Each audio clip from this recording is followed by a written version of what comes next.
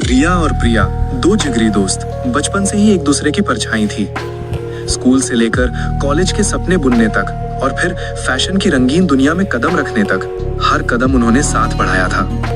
दोनों का फैशन के लिए जुनून की हद तक था और उनकी दोस्ती इस जुनून से भी गहरी थी। दोनों साथ मिलकर अपने छोटे से बुटीक से शुरुआत की थी। रातों को जागकर डिजाइन बनाने, कपड़ों को सिलने और एक दूसरे को हौसला देने का सिलसिला जारी रहा। धीरे धीरे उनकी मेहनत रंग लाई, उनका बुटीक मशहूर होने लगा और जल्द ही दोनों को बड़े फैशन शो में अपने डिजाइन पेश करने का मौका मिला। हर शो उनके लिए एक जंग थी। जीत की प्यास उनके दिलों में आग की तरह जलती थी। लेकिन इस बार रिया के लिए ये जंग बर्दाश्त से बाहर साबित हुई। एक बड़ा फैशन शो में जहां दोनों की मेहनत और प्रतिभा दांव पर लगी थी, कोई एक ही विनर हो सकता था और इस बार वो एक प्रिया बनी। रिया का दिल टूट गया।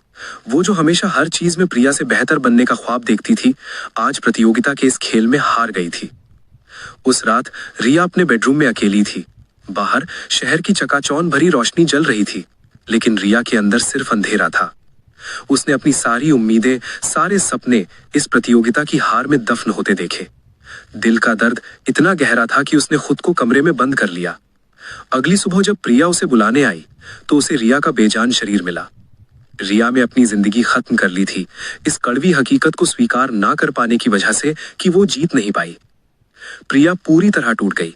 उसकी सबसे प्यारी सहेली, उसकी प्रेरणा उससे हमेशा के लिए बिछड़ गई थी। उसने कई दिन सदमे में बिताए, रिया की यादों में खोई हुई। लेकिन धीरे धीरे एक अजीब सी बेचैनी ने उसे घेरना शुरू कर दिया। पहले तो ये सिर्फ हल्की सी झुंझलाहट थी, एक खामोश फुसफुसाहट जिसे वो नजरअंदाज कर देती थी। फिर उसे लगने लगा कि कोई उसे देख रहा है, कोई उसके पीछे चल रहा है। रिया की अलमारी में रखे कपड़े अचानक गिर जाते, उसके डिजाइन बिखर जाते, जैसे कोई जानबूझकर सब कुछ अस्त व्यस्त कर रहा हो। रिया को रिया की याद आती और साथ ही एक अनजाना डर भी सताने लगता। रिया का भूत, जो शायद अपनी हार और मौत के गुस्से में जल रहा था, रिया को डराने लगा। वो रिया की तरह ही दिखने लगती, कभी शीशे में, कभी परछाई में।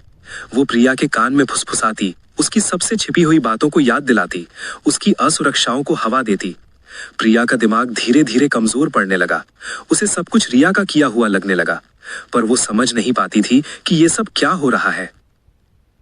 वो अपनी ही दुनिया में खोने लगी, भ्रम और डर के जाल में फंसती चली गई। उसकी फैशन इंडस्ट्री की पकड़ ढीली पड़ने लगी, उसका काम प्रभावित होने लगा। वो लगातार रिया को याद करती, लेकिन ये याद अब प्यार की नहीं बल्कि खौफ की बन गई थी। एक रात जब प्रिया पूरी तरह से मानसिक रूप से टूट चुकी थी, वो अपने उसी बेडरूम में थी जहां रिया ने अपनी जिंदगी खत्म की थी। चांदनी रात कमरे में फैली थी, लेकिन हवा में एक अजीब सी ठंडक थी। तभी रिया का भूत अब और भी भयानक रूप में प्रिया के सामने प्रकट हुआ। उसकी आंखें गुस्से और नफरत से लाल थीं। तुमने मुझे हराया, रिया की आवाज गूंजी, जो अब किसी चुड़ैल की तरह भयानक थी। तुमने मेरी जिंदगी छीन ली, तो अब मैं तुम्हारी जिंदगी के हर पल को नर्क बनाऊंगी। प्रिया चीखना चाहती थी, लेकिन उसकी आवाज गले में ही अटक गई। रिया का भूत उसकी ओर बढ़ा। उसने प्रिया के चेहरे को खरोचा, उसके बालों को खींचा, हर उस चीज को नष्ट करने की कोशिश की जिसे रिया कभी चाहती थी। और फिर उसी कमरे में, उसी तरह रिया के भूत ने प्रिया को उसी दर्द और खौफ से मार डाला, जिस दर्द और खौफ से उसने खुद को मारा था। फैशन की दुनिया की चकाचौंध दो सहेलियों की दोस्ती को निगल गई और एक श्राप की तरह उस कमरे में हमेशा के लिए कायम रह गई।